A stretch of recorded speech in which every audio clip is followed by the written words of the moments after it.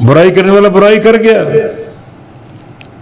اور شیطان آپ کو ابھار رہا ہے کہ آپ بھی برائی کریں، آپ بھی اینٹ کا جواب پتھر سے دیں، برائی کا جواب برائی سے دیں۔ وَإِمَّا يَنزَغَنَّكَ مِنَ الشَّيْطَانِ نَزْغٌ، اور اگر شیطان کی طرف سے کوئی وسوسہ آپ کو آ جائے، وہ آپ کو ابھارے، اکسائے کہ تم بھی اس کا جواب دو، برائی کے ساتھ جواب دو۔ وَإِمَّا يَنزَغَنَّكَ مِنَ الشَّيْطَانِ نَزْغٌ، اگر نزغ شیطان کی طرف سے آ جائے، نزغ کا معنی کوئی جو ہے وہ اذیت دینا، تکلیف دینا، چوکا مارنا۔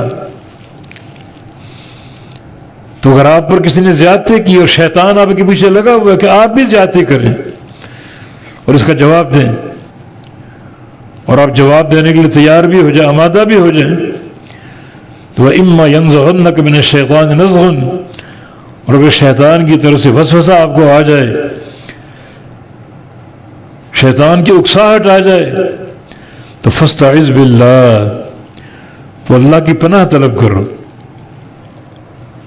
فَاسْتَعِذْ بِاللَّهِ، تو پناہ طلب کرو اللہ تعالیٰ کی۔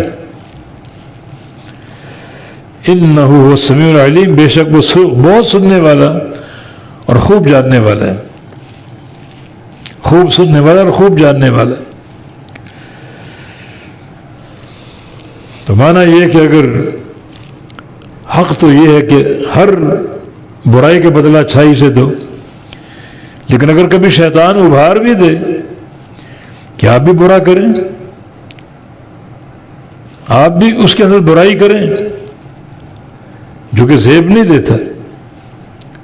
ہمارے شیخ رحمہ اللہ، شیخ بدر الدین رحمہ اللہ، ان سے کسی نے کہا کہ فلاں شخص نے آپ کی غیبت کی، آپ کے بارے میں ایسے ایسے الفاظ کہیں، تو شیخ کیا کرتے؟ اسی لہجے میں جواب دیتے اس کو؟ نہیں، فرمایا کہ تم نے خیر خواہی کا حق ادا نہیں کیا، تم سن کر آ گئے، تم اس کو بتاتے کہ یہ بات غلط ہے۔ تو شیخ نے فرمایا کہ اس نے مجھے پتھر مارا،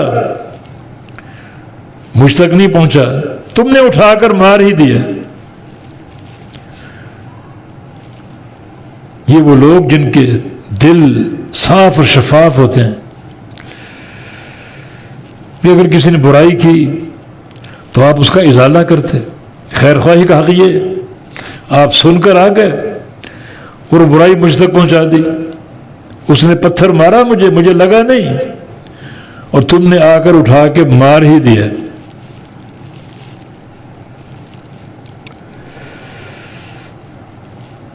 ایسا کبھی ہو جائے، شیطان اکسا دے، تو اللہ کی پناہ میں آؤ، اللہ کی پناہ طلب کرو، اس کی پناہ ہر شر سے بچانے والی ہے، اس کی پناہ باعث خیر ہی ہے، اس میں کوئی شر نہیں۔